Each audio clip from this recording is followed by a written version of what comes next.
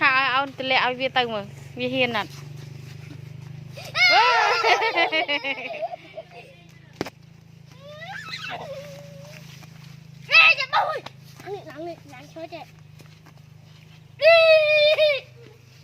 hay lên lần này nhà cá tốt với thầy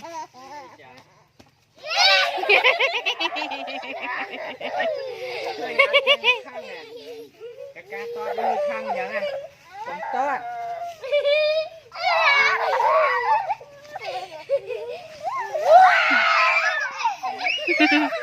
cơ ngã lên nè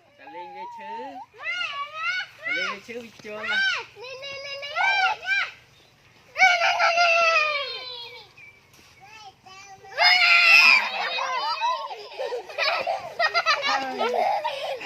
cơ chọc sai sao ha cô chọc sai đằng vi min rốt nào về rồi đâu cái lại anh vi si smile đẹp